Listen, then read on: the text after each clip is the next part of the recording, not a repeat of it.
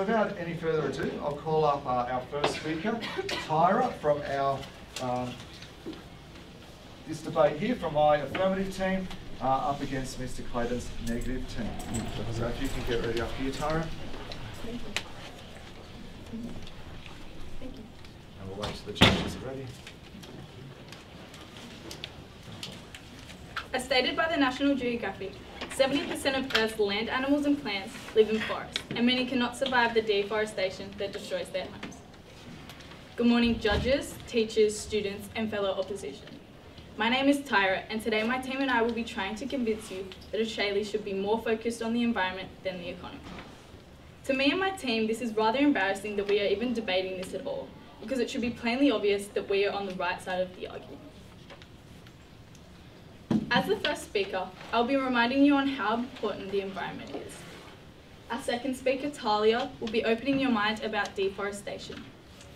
Our third speaker, Arabella, will be making you aware of climate change and how much it is costing Australia.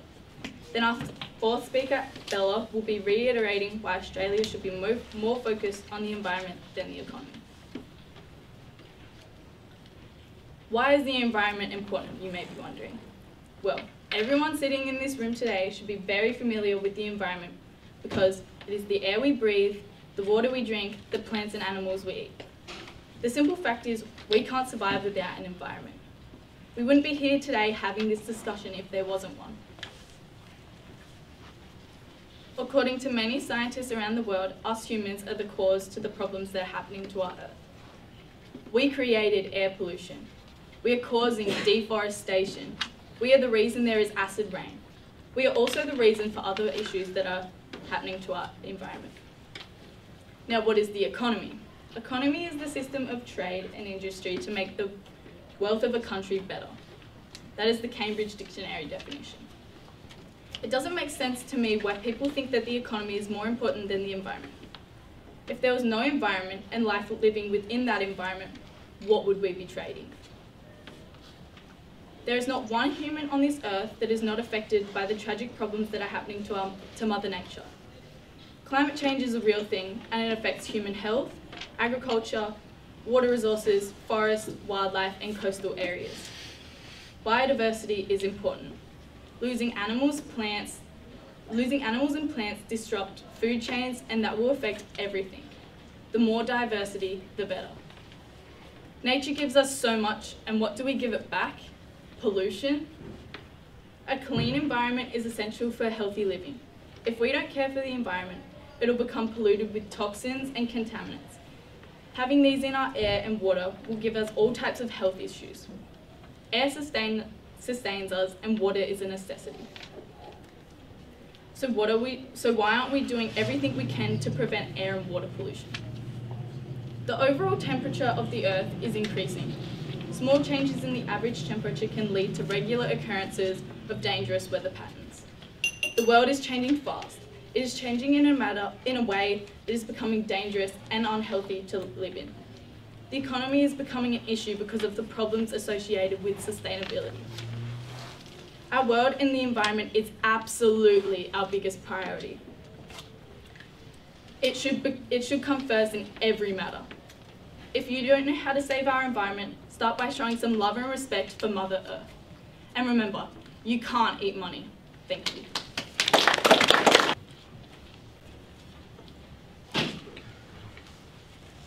Good morning, members of the proposition and members of the opposition, ladies and gentlemen.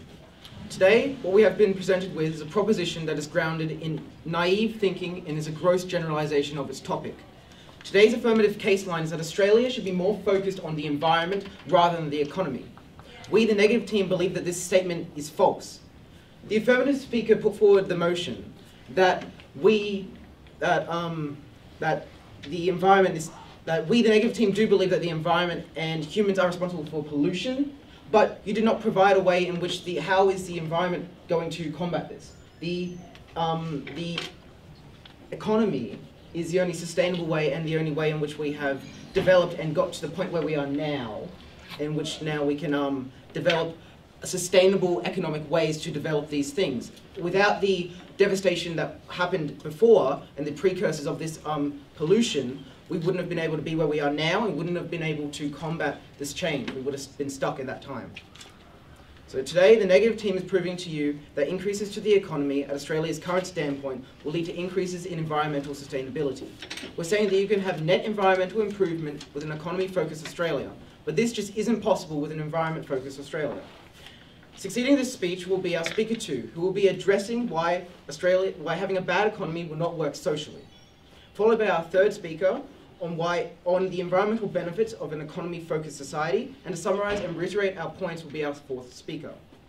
We believe that as a country becomes more affluent, evolving with the coming of age and economic growth, this lends to new innovations that are not only economically efficient, but also tend to be environmentally friendly, which leads us to our first point of contention.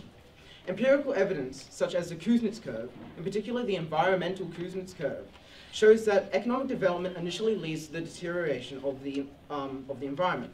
But after a certain level of economic growth, a society begins to improve its relationship with the environment, and levels of environmental degradation are reduced.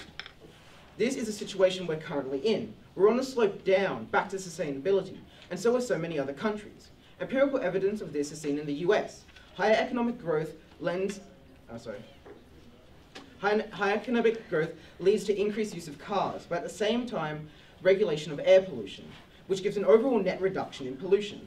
We argue that we are already on the way down towards this technologically advanced society, and it is clear that for Australia to progress, an economy-focused society will in turn benefit the environment.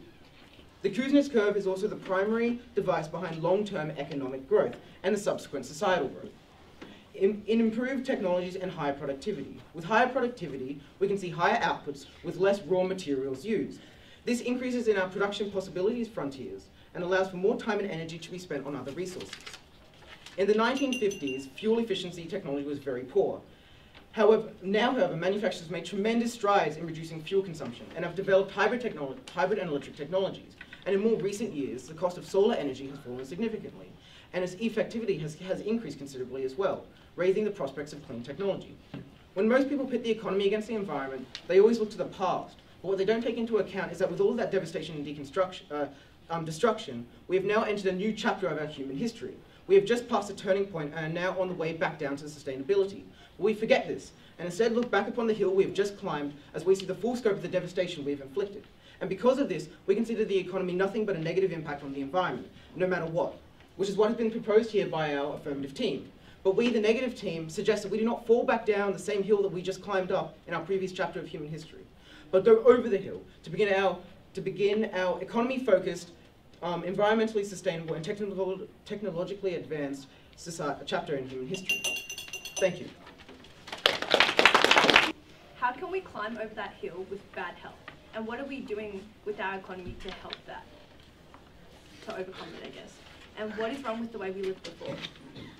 According to ABC News, Australia is the only nation in the developed world to make the World Wildlife Fund's global list of deforestation hotspots.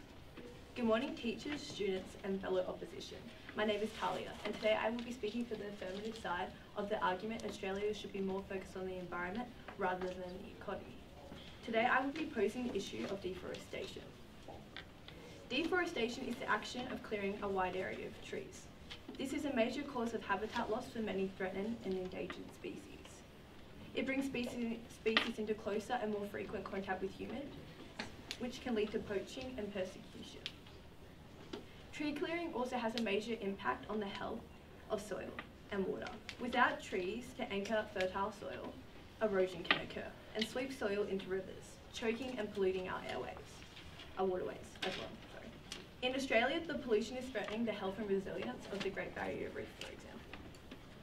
Ultimately, markets and the government clearly don't recognise the full value of forest biodiversity and ecosystem services, nor are those services protected by public policies. So forests are commonly replaced by other land uses that generate higher short-term returns. As the world seeks to the slow pace of climate change, preserve wildlife, and support billions of people, trees obviously hold a major part of the answer. Yet the mass destruction of trees continues, sacrificing the long-term benefits of standing trees for the short-term gain. We need trees for a variety of reasons, not least of which is that they absorb not only carbon dioxide, that we exhale, but also the heat-trapping greenhouse gases that human activities emit. As those gases enter the atmosphere, climate change increases. 80% of the Earth's land animals and plants live in forests, and deforestation threatens species. Removing trees deprives the forest of portions of its canopy, which blocks the sun rays during the day and retains heat at night. This disruption leads to more extreme temperature swings that can be harmful to plants and animals and even us. Australia has a rich biodiversity, with nearly 8% of all Earth's plants and animals finding home on the continent. About 85% of the country's plants, 84% of its mammals, and 45% of its birds are found nowhere else. About 3/4 of Australia's 1,640 plants and animals are listed by the government as threatened and have habitat loss listed as their one main threats. Dr. Taylor claims that in Queensland alone, it's estimated that 45 million animals were killed in 2015 to 2016 because of the bulldozing of forests. Everything from geckos to cockatoos. When animals lose their home, they die. They don't run away and live happily ever somewhere else. It is vital that we preserve our environment. And remember, you can't eat money. Thank you.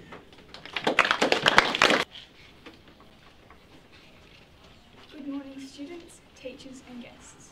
Australia needs to prioritise the economy to ensure a healthy future.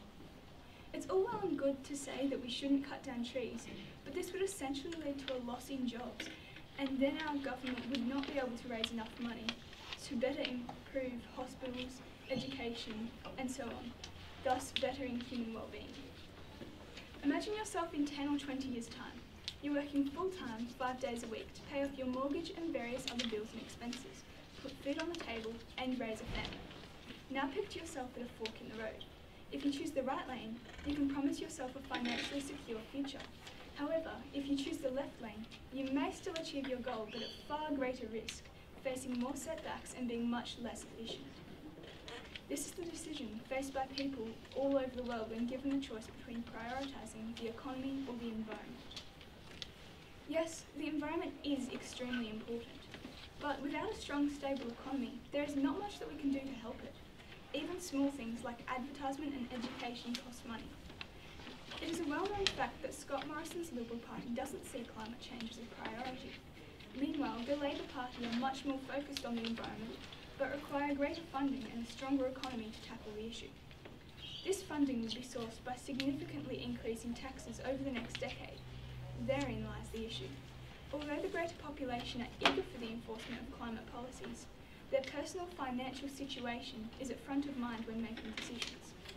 This comes back to self-preservation, a human trait dating back to the beginning of humanity, which, according to a study by George Lowenstein and David Leibson from Carnegie Mellon and Harvard Universities, often leads us to primarily focus on the short-term outcome of our decisions. If you had a starving family or a seriously ill child, would you be concerned about our environmental practices? The need for economic stability is displayed by many developing nations, including Brazil, the Philippines, India, and many African countries. According to the Environmental Performance Index, in comparison to Australia, all of these countries are significantly less sustainable, with much larger populations and drastically smaller GDPs per capita. Due to the massive economic strain that these populations hold over these countries, finding employment is much harder and often results in many unsustainable practices. A key example of this is the Sahel in Africa, which according to Climate Watch and the UN emits less than 3% of the greenhouse gas emissions of the United States, but has temperatures rising 1.5 times faster than the global average. The Sahel is also experiencing fluctuating rainfall, droughts, land degradation, changing grazing patterns, and reduced water supply for both animals and humans, which jeopardizes food security and can have negative impacts on national security and migration. By focusing more on their economies, Brazil will be able to combat deforestation, which has lost them 23,160,478 hectares of forest in the last 16 years. The Philippines will be able to stop overfishing, which has caused a 22% decrease in fish populations within the region. India will be able to better provide for its population, and Mozambique will have a strong enough economy to not have to rely on poaching for an income, which has killed off half of their elephant population in the last 5 years. Then we could globally focus on the environment and know that a difference is being made. To quote Pope Francis, we must not forget the grave social consequences of climate change. It is the poorest who suffer the worst.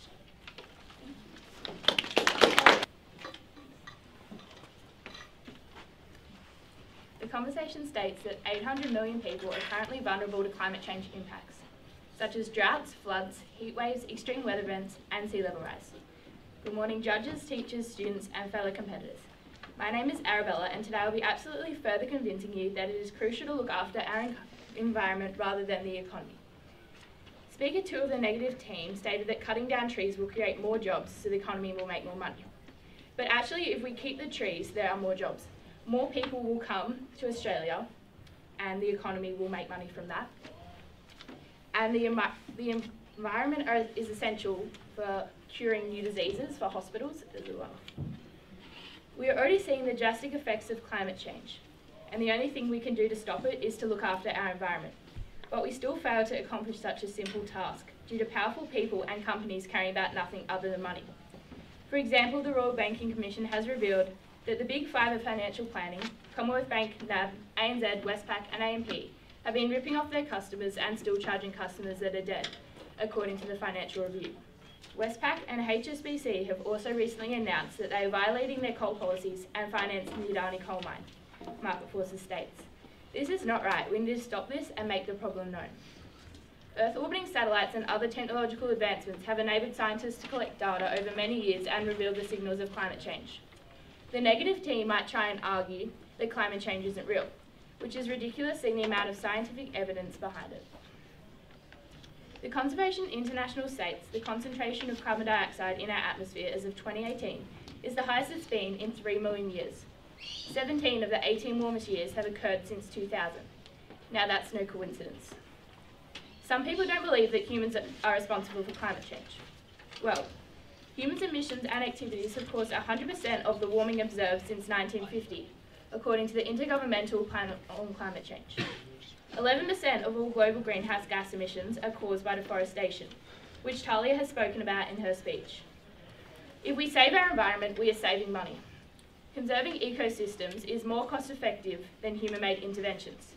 For example, in the Maldives, building a seawall for coastal protection cost around $2.2 billion US.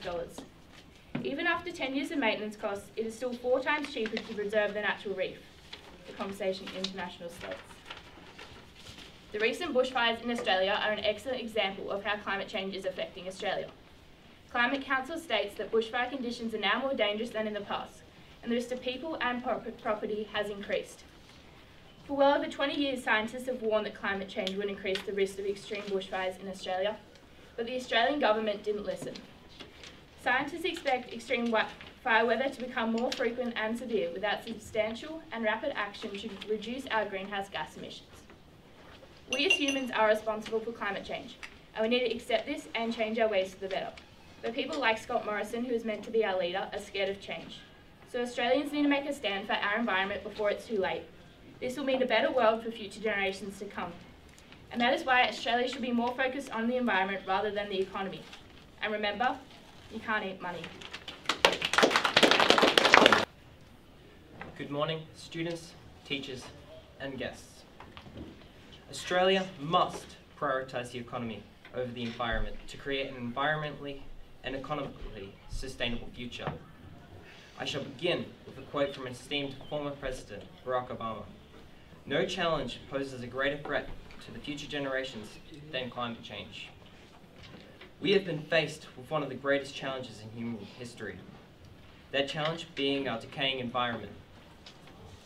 This issue has been thrust upon us, and the human race has begun its inevitable panic. Panic leads to indecisiveness, and indecisiveness will lead to our demise. It is time to make a choice. How will we solve our environmental crisis? The affirmative team has stated a lot that climate change, deforestation, and everything is bad for us and our environment. Now, Without a strong economic base, where and how can we support these? The answer is not black and white. It is 1 billion shades of grey. The answer is to innovate, to adapt, and to grow a society so that we raise our children in a happy and wealthy world, healthy world. If we want to innovate, to adapt, and to overcome this issue, we must, and I say must, recognize the importance of a strong and resilient foundation. The economy is our foundation. One cannot build upon bare soil, or that bare soil will crumble away and fall, taking everything down that is built on top of it. By prioritizing our economy, we are enabling ourselves to take the steps necessary in saving the planet. Our foundation develops. As our foundation develops, we move closer and closer to sustainability. At the end of the economic road is the concept of a green economy.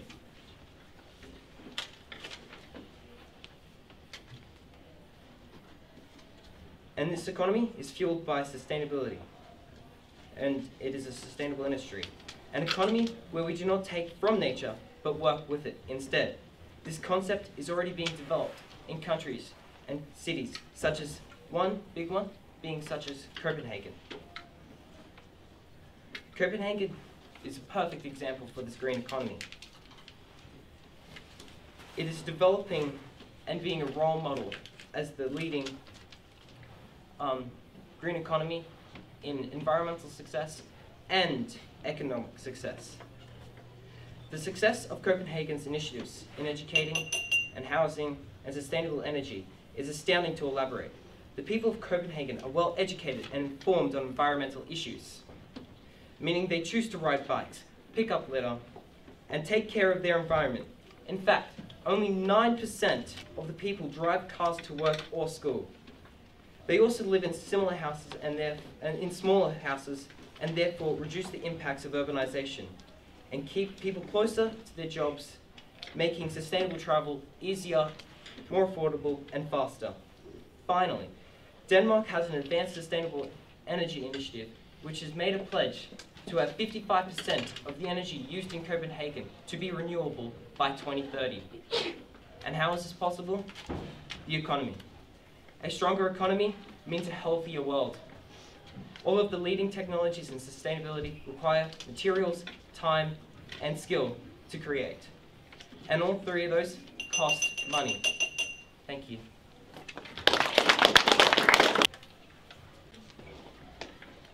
Since 1810 in Australia, less than 2% of original grasslands remain. Only 2%. Good morning, judges, teachers, students, and fellow opposition. I will be concluding my team's speech and completely convincing you why Australia should be more focused on the environment over the economy. We are fortunate to live in one of the most diverse and beautiful places in the world, but it's under great threat. The world is dying, so we need to be protecting the environment over the economy. Alex, the negative team's first speaker, thinks it would be impossible to live in Australia if we are more focused on the environment. But he then goes on and tells us to think about the future. But if we are more focused on the economy, there will be no future, because we need to protect the environment. Isabel, the second speaker for the negative team, wants to ensure a healthy future and for a better human well-being. But the way for a healthy future is to prioritise the environment. Isabel talks about the starving children that live in poverty, but poverty and environmental damage are often linked. Isabel also stated that cutting down trees provides jobs, but if we are providing jobs such as logging, coal workers and miners, that is making the workers sick and making people in general sick. And because being sick costs money, we shouldn't have to pay, because we shouldn't have these jobs in the first place. Jared, the third speaker, talks about climate change. But if we were looking after our environment in the first place, we wouldn't be under the threat of climate change. He thinks we are saving our planet by prioritising the environment, but that doesn't make sense. The way to save our planet is to look after our environment. He talks about a green economy, But Australia doesn't have a green economy. We are still digging coal out of the ground and doing other numerous things to destroy our environment, which does not mean we have a green economy. Tyra, our first speaker, reminded all of you of how important our environment actually is. The environment is the thing that keeps us alive. Without the environment, all of us in this room would be dead. We need to start appreciating the wonderful earth we live on and stop worrying about how much money we have. Tyra stated that the environment is the air we breathe, the water we drink, the plants and animals we eat. So tell me, how are we going to survive without these things? Talia, our second speaker, has spoken about deforestation and the impacts it has on our animals and environment. Deforestation is a major cause of habitat loss for many threatened and endangered species. Forests play a major role in reducing greenhouse gas emissions. Tree clearing has a huge impact on the health of soil and water. Without trees, we literally can't breathe. Millions of people around the world depend directly on forests for hunting, gathering, medicine, also for providing clean water, and many more. Arabella, our third speaker, talks about the extreme effects of climate change, and the way to stop it is to look after our environment. Arabella made an astonishing fact that 800 million people right now are vulnerable to climate change impacts, such as droughts, floods, heat waves, extreme weather events, and sea level rise. A large number of people have been crucially affected by the recent Australian bushfires. Over 60 fires are burning this minute, and that's only in New South Wales. We are all to be blamed for climate change, and need to accept this and change our ways for the better, or things will get even worse than they already are. We don't have another planet, so we need to stop worrying about our money and start caring for our environment. It is crucial that we look after our environment over the economy in Australia. And remember, you can't eat money.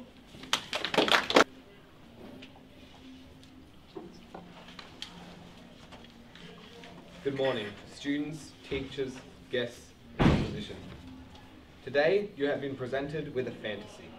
And fantasies are fun, and they have a part to play in our world. However, when we are discussing the lives of 24.6 million Australians, there is no room for fantasy. Actions that we take today must deliver the best possible outcome, or we risk losing the very lives we fight to have every day. So far, the affirmative team's arguments have been provided insufficient, if any, solution to the issues that we face going into the future. It is crucial that Australia prioritises the economy over the environment in order to create a sustainable future. Speaker 1. The environment is very important, and we certainly agree with that. It is so important, in fact, that we would not risk the environment on an economically suicidal Australia. Speaker 2. You should look back at the prompt, as all of the ideas that you have proposed for sustainable forests are based on an economically focused Australia. Speaker 3. We as humans are responsible for climate change. The climate has been changing for millennia, and it is guaranteed that it will eventually return to normal levels. You just agreed that poverty is linked to bad environmental practices, and that is our point. Economy is the combatant to poverty. And finally, your catchphrase, you can't eat money. Then what do you call the trading of food and resources? How do people work together if there's no economy? Australia needs to have a strong, stable economy in order to support our environment. This is displayed by the Kuznets curve. An environmental graph, which is stated by our first speaker, shows that after a level of economic growth, a society improves its relationship with the environment and goes back down. By cutting out of this economic trend early, we subject ourselves to economic and environmental degradation, and will be left standing in the dust of the great country that we have today. Our second speaker addresses the impacts of a poor economy on the environment. Without economic stability and success, the prospects of environmental sustainability are far out of reach. Developing countries have less money to put towards sustainable energy, sustainable agricultural practices, waste disposal, education on climate issues, ecosystem repair, and a whole host of other practices. With this economic success, developing countries have the opportunity to repair broken ecosystems. Our team's third speaker discussed how economically advanced countries have been able to implement sustainable practices due to their economic success, providing the city of Copenhagen as an example of this. The idea of a strong foundation must be applied on our view on repairing the environment to guarantee a healthy and viable road to success. In summary, we, the negative team, know and have proven that an environmentally focused Australia is never the right decision. On the contrary, an economy-based Australia would provide this country with the proper foundation to succeed in both the economy and the environment. A sustainable future is ahead, and there is only one road that will lead us there.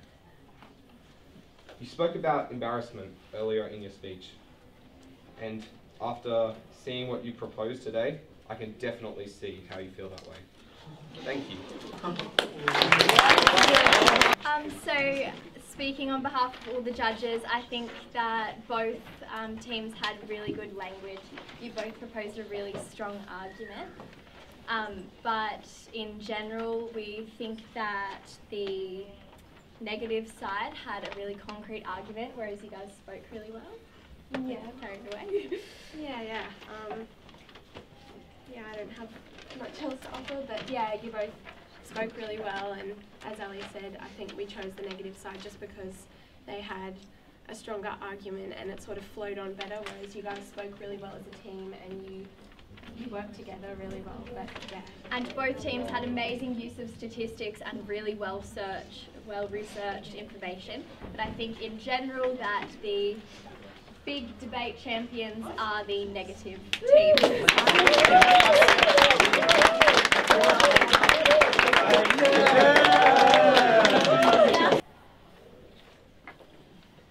The environment is where we all live.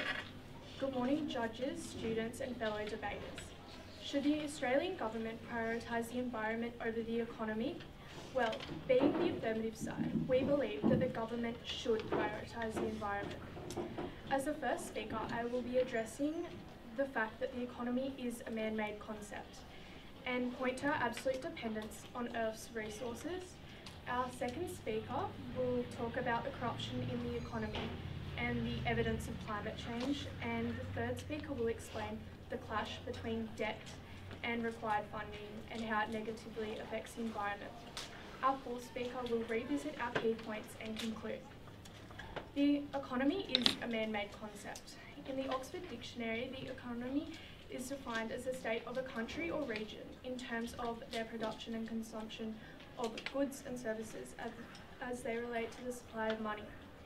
Our human minds have infinity creativity, meaning we can expand the economy to the largest extent, which has an impact on the function of Earth's biophysical systems. The environment was known long before the concept of the economy ever was. Every man-made product is made out of environmental resources, which means the economy is fully dependent on the Earth. An example is oil usage. Oil is used to fuel our cars, trucks and planes, which are used to deliver goods and transport us to any place we wish. It is also used in roads and many plastic products. However, due to our demands on this product, World Word Count states that we only have 34 years and 27 days until the oil supply completely runs out, which would be devastating to the economy as crude oil is a major industry. Our economy is made from almost every resource that the environment provides us with. Food is grown in the soil, it is home to our livestock, and is the foundation of our houses. 11% of the Earth's surface is used to grow food, according to the Agricultural Land Trust. Trees grown on the soil and land use the carbon dioxide we emit, thanks to our economic system, to give us oxygen in return. Without the trees, we could not live, and without life, there is no economy. Activities within the economy, such as the fishing and tourism industries, depend on these resources and commonly overuse them. This is one of the main problems facing our current world. The environment is a physical thing. Look outside. Whereas the economy is swapping and making money, which in fact is just a piece of paper or digits on a screen. Personally, I don't like money, and I must say most young people don't, as 71% of stress relates to money and monetary problems, according to the Department of Education and Training. Stress in turn leads to shortening of life expectancy, as it's scientifically proven that your lifespan decreases the more you stress. So as you can see, the economy isn't helping our health. The environment, as we all know, is an important part of human society. By improving the environment, we will improve everything. Now let me be more specific. In studies by the University of Minnesota, it has been proven that nature does impact our well-being. It is shown that the environment can reduce our stress, which impacts our bodies. Whatever you're experiencing in any moment of your life is changing your mood, but also in turn how your nervous, endocrine and immune systems are working. Therefore, a healthy environment leads to a healthy body and mind. It seems that the economy induces stress and the environment relieves it. How interesting. I think I've said enough, and once again, the environment is where we all meet. Thank you. The environment makes up the world, but money makes it go round. Good morning, judges, audience, and opposing team. My name is Sean Webber, and I'm speaking for the negative team. My speakers today are Mia Triggle, Max Kelty, and Finn Squire. I'll be informing you on how building a strong economy can help sustain environmental factors with the help of adequate funding. Mia will be speaking about the practicalities of renewable sources to help the environment and how sacrificing the economy would be detrimental to the positions and jobs that are sustained by the economy. Jack Crowley will provide evidence that economy is what allows us to thrive and survive. And lastly, Finn will summarise and further convince you that Australia should focus on its economy over its environment. We as the negative team believe that these two ideas are not polar opposites, but rather that building a strong economy will build a strong foundation for a thriving environment. But firstly, what is the economy, and why is it important to have a strong, stable economy? Well, the affirmative team's first speaker provides a true definition from the Oxford Dictionary. However, they may have skipped over the second definition. The Oxford Dictionary states two definitions, and the second is, as I quote, careful management of available resources. Careful management of available resources. Now, if you think about it, the second definition perfectly describes the motives of an environmentalist and better supports the negative team's idea that economy and environment are not polar opposites. Building a strong economy will build a strong foundation for a thriving environment. This is true. This is called green economy. According to a definition by UnitedNationsEnvironment.org, green economy is an economy that aims at reducing environmental risks and ecological scarcities, and that aims for sustainable development without degrading the environment. It is closely related with ecological economy. We can see that a green economy does in fact work. For instance, did you know that out of the top 10 countries with the highest GDP, only one of them isn't currently thriving off it or working on a green economy? Seems pretty great, right? To be able to fight climate change, reduce carbon emissions, all whilst having a strong, stable, rich economy. However, to have a green economy, you must first have a strong foundation, that is a strong economy. Unfortunately, in today's world, Australia is falling. There has been weak growth in the economy, stagnant wages, record household debt, and weak business investments.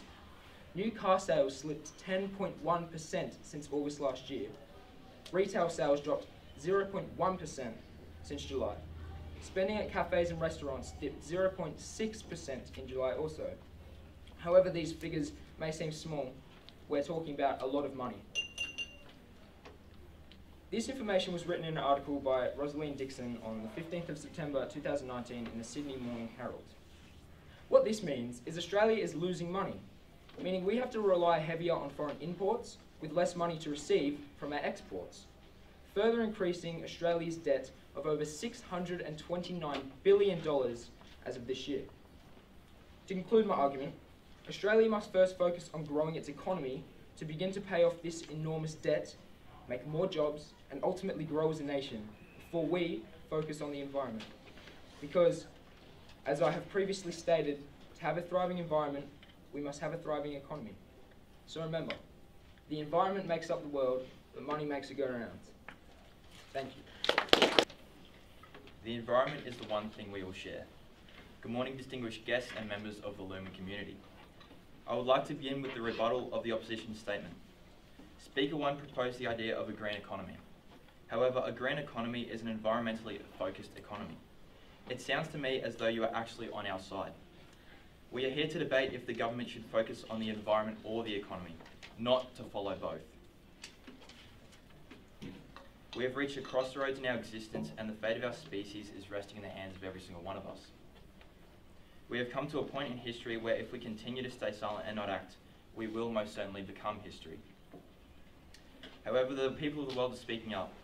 In September, it was estimated that over 4 million people worldwide participated in climate strikes, with Australia having approximately 300,000 people participating in these strikes. The world is speaking, so now we need the governments to listen. These previous months have shown just how deadly climate change really is, with over 4 million hectares of New South Wales bushland being burnt since July. Raging bushfires continue to threaten the livelihoods of millions of people across the country. 673 homes have been lost this year alone, and the death toll has now reached 6. However, the loss of these houses and the bushland have a larger impact on you and me than we might think. Amongst the loss of bushland are farms containing crops, cattle and other livestock which are now dead or scorched. The farming industry brings in over $155 billion to the Australian economy each year. Farming is literally the backbone of this nation, yet we are neglecting the protection of this farmland and environment for imaginary wealth. Throughout history, humans have been obsessed with the idea that money will bring happiness and somehow solve all of our problems. And whilst I understand how it can make things easier, there is absolutely no way we could possibly buy our way out of the problems our species and this planet is currently facing. I have no doubt in my mind that if the world does not realise what is important and we continue to value money the way we do, we will most certainly die. While I understand prioritising the economy over the environment allows governments to receive necessary funding to help the environment, if we allow nature to work the way it is intended, we can save billions of dollars each year. For example, in the Maldives, the coral reef acts as a natural seawall to prevent tsunamis from reaching the islands. Whereas if a man-made wall was to be built to have the exact same function, it will cost $2.2 billion US, and that is not including the maintenance it would cost annually. With money comes power, and with power ultimately comes corruption. Globally, each year, corruption costs the global economy $3.6 trillion US. This clearly shows that the global economic system is broken. Our system of placing a value on items and services is now outdated, and the world is in desperate need for a new, fairer way of functioning. Evidence of this broken system is the uneven distribution of wealth in the global economy. Over 1.85 billion people still live below the poverty line, and by neglecting the environment, these people will be the first to be affected by the constantly changing climate. Remember, the environment is the one thing that we all share. Thank you. The environment makes up the world, but money makes it go round. Good morning, judges, audience, and opposing team. My name is Mia Triggle, and I am the second speaker for the negative team. Our esteemed opponents have claimed that the environment is far more important than the economy. However, my team and I believe otherwise, and are here to further convince you. We do agree with the economy fueling the environment, not vice versa. There have been many examples where countries have put pressure on their economy, and as a result has been far worse off due to these conditions. Communism is a prime example, with its utopian ideals of every member of the population living equally. How successful has that been? Communist countries such as North Korea, China, and the USSR include a history that resulted in millions dead due to the weakness and conditions imposed on their economy. Australia may not have the same political structure as the USSR, however, cutting corners will bear results in the same way. Who can forget the nuclear disaster at Chernobyl and its long-lasting effect on the world's environment, all directly related to the USSR's poor economy at the time. While communism is a worst-case scenario in regards to weak and mismanaged economies, the evidence is there to see weak economies or economies hampered by conditions imposed on them cause pain and suffering for the populations inside those countries. This would be no different in Australia if we focus more on the environment than our economy. Australia's population would suffer. We would suffer. Evidence around the world shows poor countries without strong economies have some of the worst of environmental issues. The populations of poor countries struggle to live on a day-to-day basis because the weak economies of these countries do not provide employment opportunities for a majority of the population. This means families do not have the money or means to live comfortable lives. The struggle to survive means that environmental issues in this scenario take on a very low priority to members of the population. Some of you in this room have been to the Philippines and have reported back to us how poor the Pontevedra community is. You have also shown us the pictures of the waterways clogged with rubbish, so much so that it is difficult to see the water. Some of us may remember Mrs. Mockler raising funds for the Clean Water Project in 2017 for Pontevedra. Why was this needed? Because the Philippines has such a poor economy and the Philippine government does not have the funds to supply clean drinking water for its people. Why could the Luma community help with this project, 6,000 kilometres from where we all live? Because Australia's economy is strong, allowing many of our families to have the financial capability to donate to Ms. Mockler's honourable cause. Our opponents wish to focus on the environment to the detriment of our economy. This will only end up one way, and that is with Australia's environment and people suffering.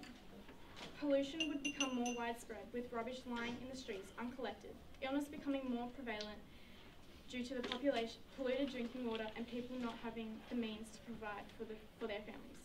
This is what a future of a strong economy will prevent. The environment makes up the world, but money makes it go round. Thank you.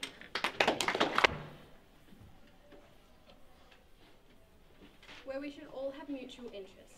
Good morning, judges, students, and fellow debaters. There is no economy without the environment. I'm the third speaker for the affirmative team and would like to start off with my rebuttal for the negative team's second speaker. Speaker 2 stated that the economy benefits the environment. There were no evidence or data given for this statement. May we also point out that while the Philippines people are in poverty, they are some of the happiest people we know. Imagine this, the commonly occurring cycle. A person wants to start a business and wants to borrow money from the bank in order to set up this business. Then they work really hard to make money to support the business, as well as pay off their loan and interest. There also becomes increasing demand for the products of the business. Then, the business owner expands his business by employing more staff and building another factory. To do this, he has to borrow more money, putting him in more debt. Then, as the factories grow, they need resources. These resources are extracted from the environment, and as debt grows, our environment resources drop. And so the cycle continues, evolving the economy and destroying the environment. Debt. What is debt? It is owing money to someone else, just like our friend that started his factory business. Did you know that an increase of 100% in public debt ratios leads to an increase of 74% in CO2 emissions per capita? This is clearly negatively impacting the environment. History shows that you can't have a thriving environment and a stable economy. Australia can only focus on one. Take this for example, overfishing has had a huge impact on both our economy, debt crisis and environment. Small fishing boats have expanded into large trawlers and big fishing companies, wiping out too many fish. Party election campaigns will try to appeal to the Australian public by promising to improve the economy and spend more on environmental programs. According to the Australian Conservation Foundation, the Commonwealth and state governments' investment in Australia's environment and biodiversity has consistently declined, despite overall public spending increasing. Between 2013 and 2017, total Australian public expenditure across federal, state and territory budgets increased by $66.6 billion, or 10.5%. At the same time, total public environment investment decreased by $630 million, or 9.7%. The government is claiming budget repair for the decline in investment on the environment. They always have an excuse. In 2017, the Australian government promised to spend more on the environment. This did not occur.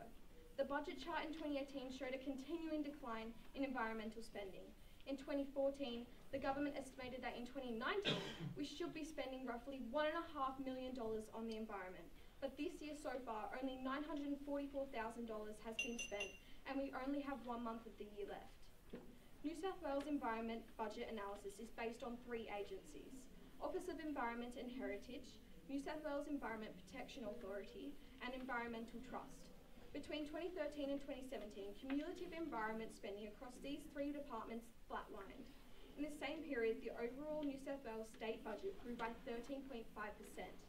The low priority given to the environment is shocking.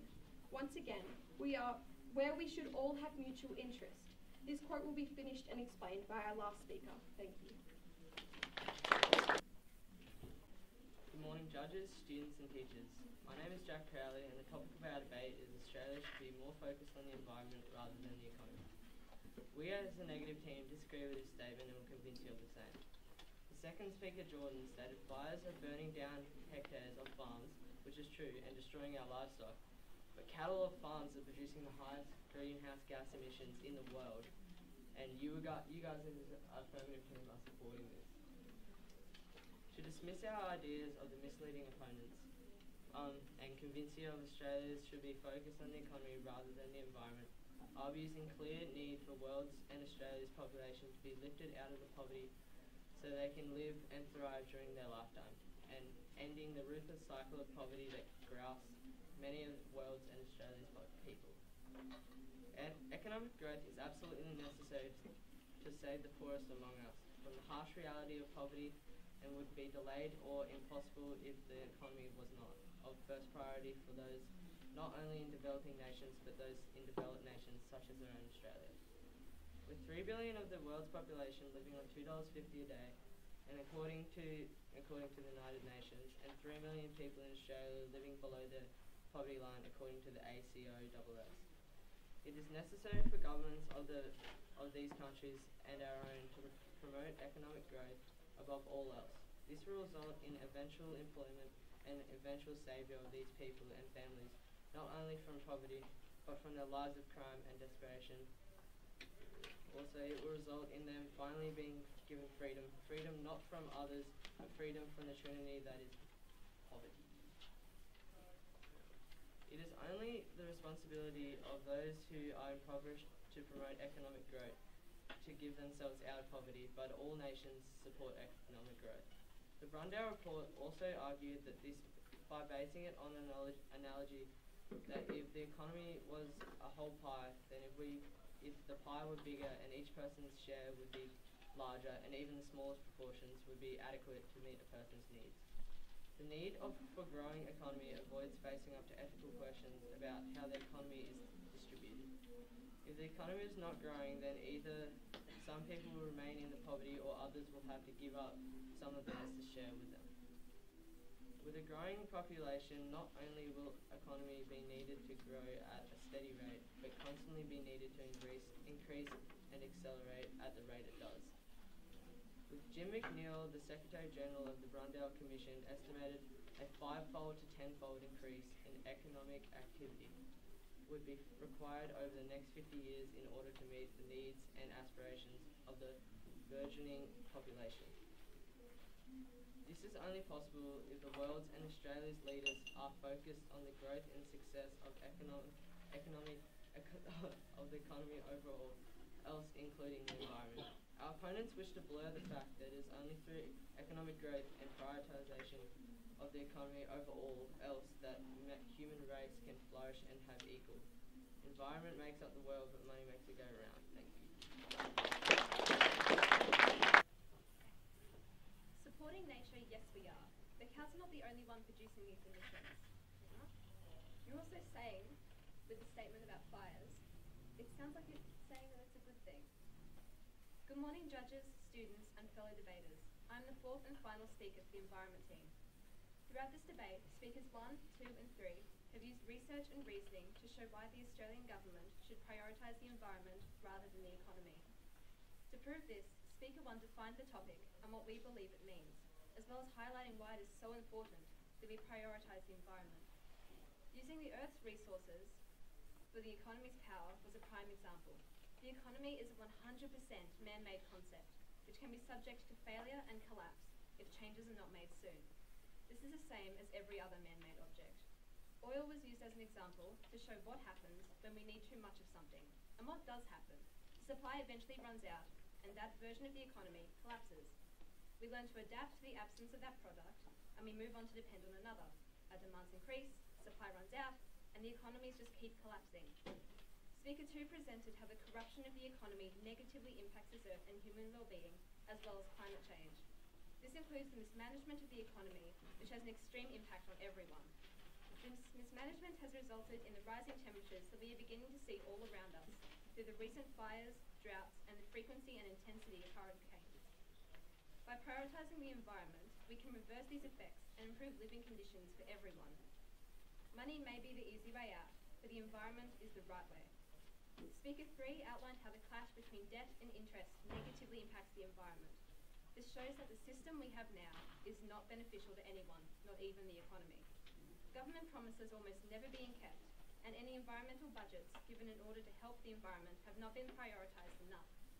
In order to fix this, we need a completely revolutionised system that benefits the economy but is pro-environment. Imagine that, something that can help both sides. If we prioritise the environment, we would come up with solutions including planting more trees and plants, which would bring more carbon out of the atmosphere and into the ground. This would slow down global warming and prevent the increasing extreme weather conditions that we here in Australia are beginning to face, including bushfires and drought. I'm pretty sure no one here wants their house to burn down. Let me clear out some questions. Would the environment be able to survive without the economy? Yes. Would the economy be able to survive without the environment? The answer is no. After all, what is the use of a fine house if you do not have a tolerable planet to put it on? The planet is covered in soil we need to grow food. It hosts our livestock we use for meat. And most importantly, where do we get our oxygen from? Where does the carbon dioxide we emit go to? Trees. The environment in itself completely sustains most economic activities. It is home to our fishing, manufacturing, and tourism industries. With this in mind, the economy is practically completely dependent on the environment. The concept of an economy is a relatively recent one compared to the billions of years the Earth has been here for. We may want an economy, but we need the environment. After all, as my fellow speakers stated before me, the environment is where we all meet. It is the one thing all of us share, where we all have mutual interests. Thank you.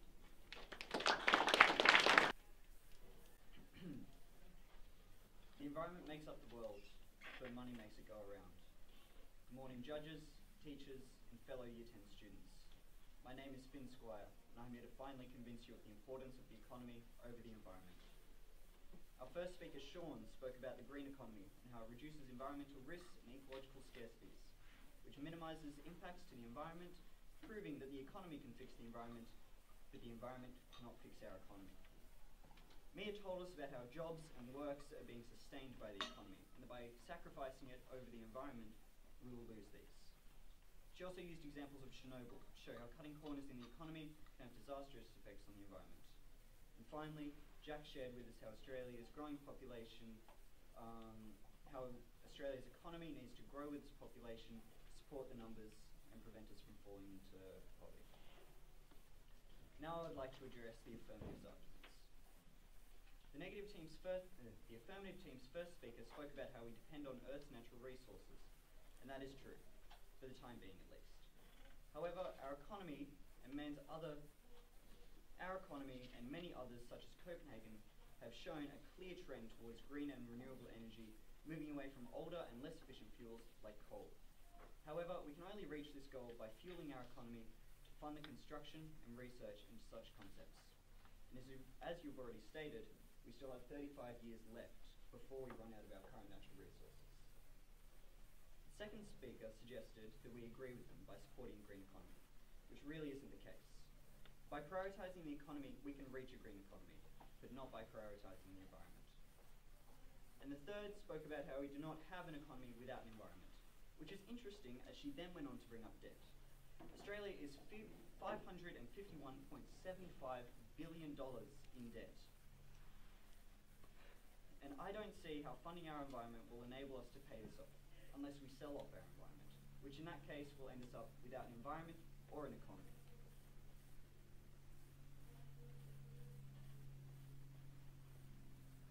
And after all, I don't think other countries will let $500 billion slide unpaid, just because we'd like to grow our environment. Living in a world with a flourishing and balanced environment is a dream, at this stage at least. As I speak, bushfires run rampant across Australia, and I'm sure the affirmative can agree with me, as Jordan has stated. We as a country are currently in drought, but planting a few trees will not change this. A healthy reef will not change this. The environment makes up the world, but humans are its future, and the economy is our environment. Thank you.